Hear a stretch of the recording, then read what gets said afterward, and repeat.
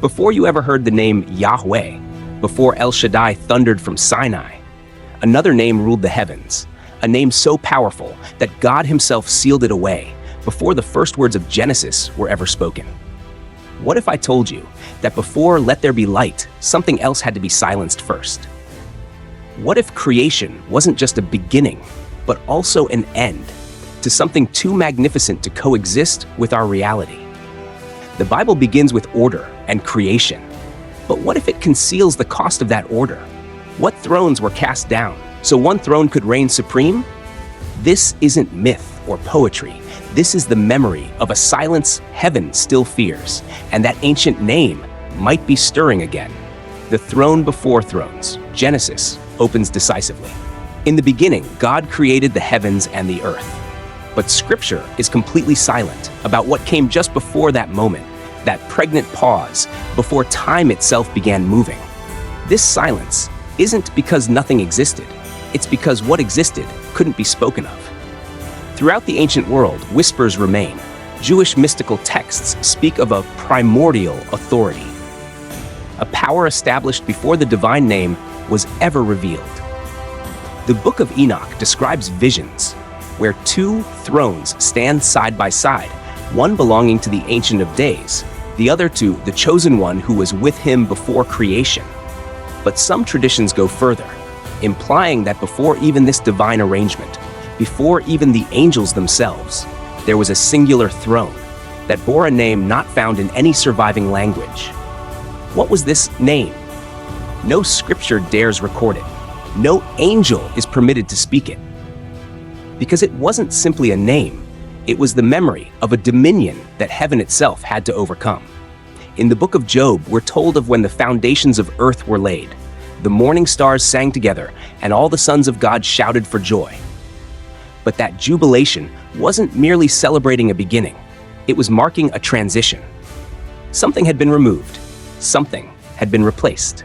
And their shouts celebrated the end of what once ruled, too glorious to remain. This name wasn't sealed because it was evil. It was sealed because it was incompatible. It belonged to a reality where light had no meaning, because nothing had ever been hidden. It belonged to an age before obedience, before fall, before mercy was necessary. Perhaps God himself buried this name, perhaps in order to bring forth creation as we know it. He had to silence even what once stood nearest to his own presence. If so, then creation wasn't just birth, it was judgment. The heavens weren't empty. When God declared, "Let there be light," they were watching, shifting, waiting.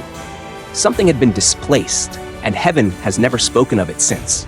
But if the silence was divine, then so was the name it buried. And if that name ever stirs again, who will remember it? And who will dare speak it? Whispers in sacred shadows. The silence may have buried the name, but whispers still echo in the forgotten corners of ancient theology, in the shadows of Jerusalem's temple walls, in the faded margins of scrolls long hidden. Fragments remain, half-veiled, half-erased, hinting at a power older than all creation. Not evil, not fallen, but too great to remain. Jewish mysticism cautiously mentions a throne of glory, predating even the angels. Some rabbinic texts call it the seat prepared before the foundations of the world were laid. But this raises a haunting question. If this throne existed before everything, who sat upon it? In early Kabbalah, there are references to the Rishon Kedom, the first of the ancient ones, a presence so close to the infinite that its name couldn't be distinguished from the voice of creation itself. The prophet Daniel's vision shows the Ancient of Days seated on his throne with 10,000 times 10,000 standing before him. But then, another figure appears, one like a son of man coming with the clouds of heaven, to whom was given dominion, glory, and a kingdom.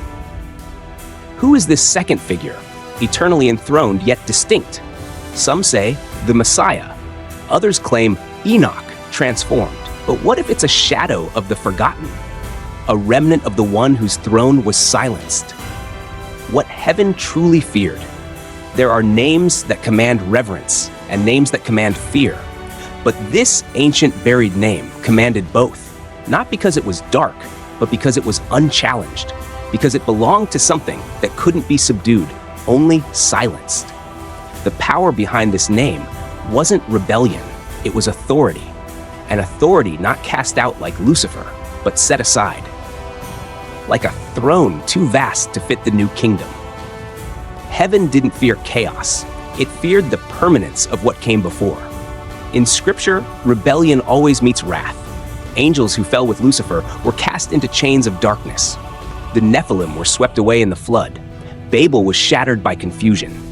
But this name is never judged, only concealed. Its absence isn't marked by punishment, but by silence. Why? Because it wasn't evil.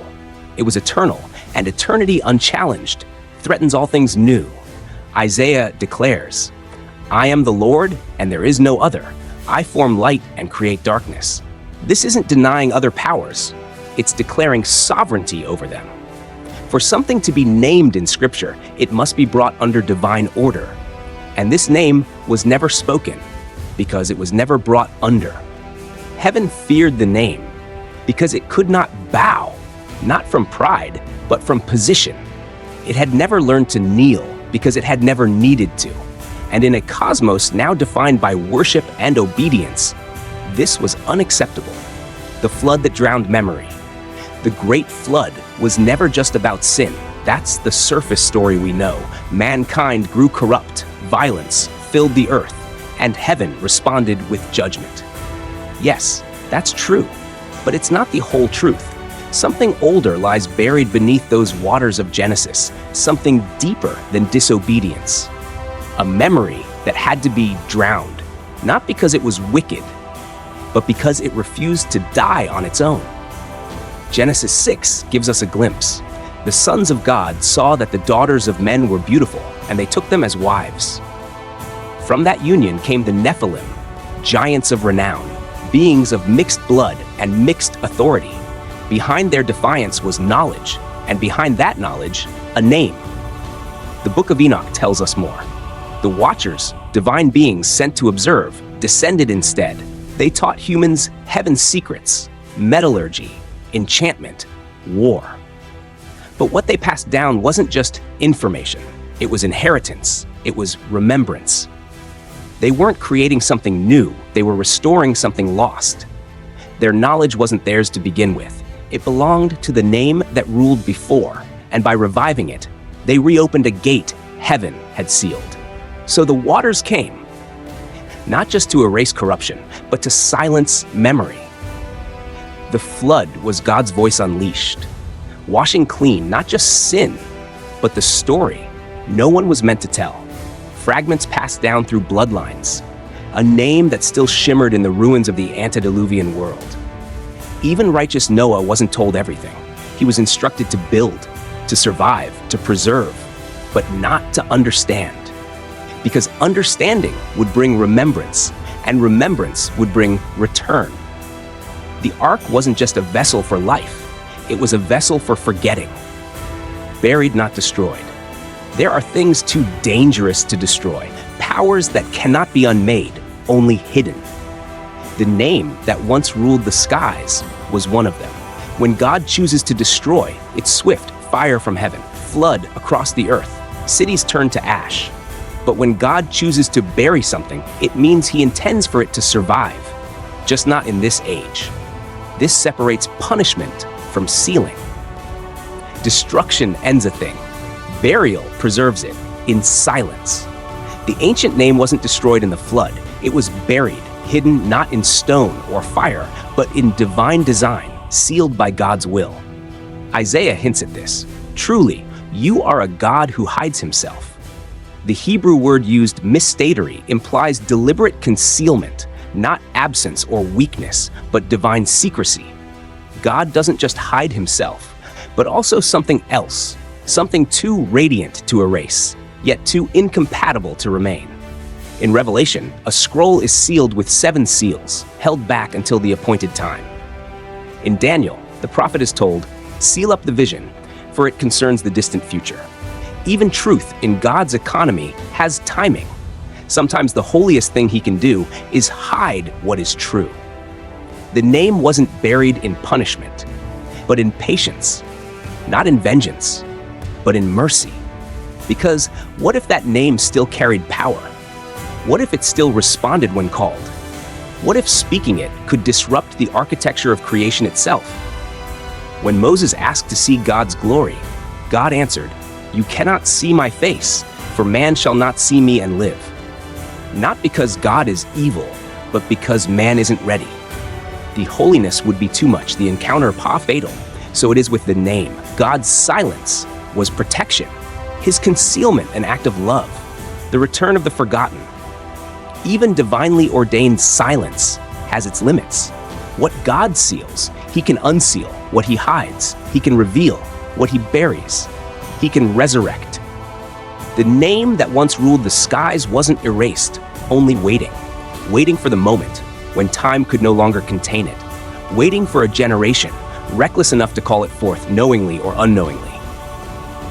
In Revelation, when the Lamb breaks the seals, each crack isn't just judgment beginning, it's concealment unraveling.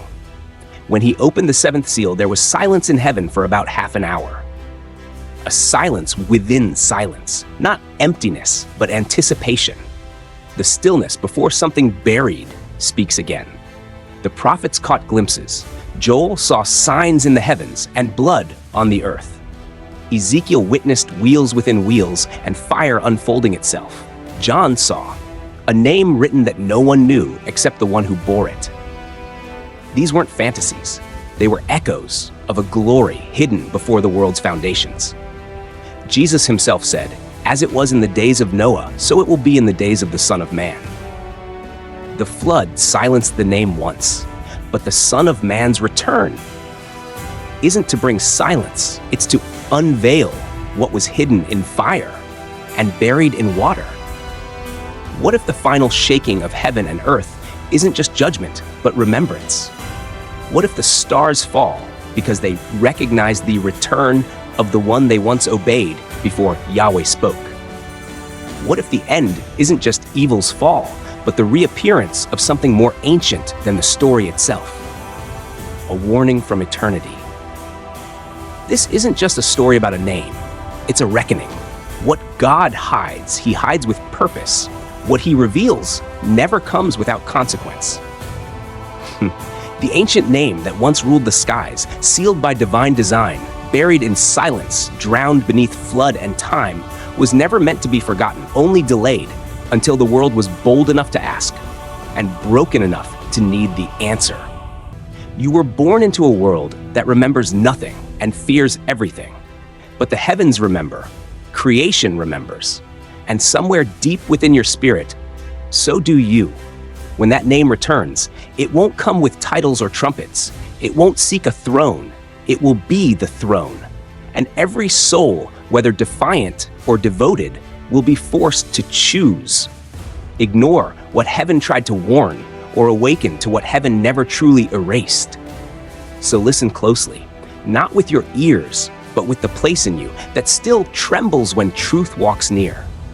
Because some names don't fade, they wait, and now they're beginning to rise.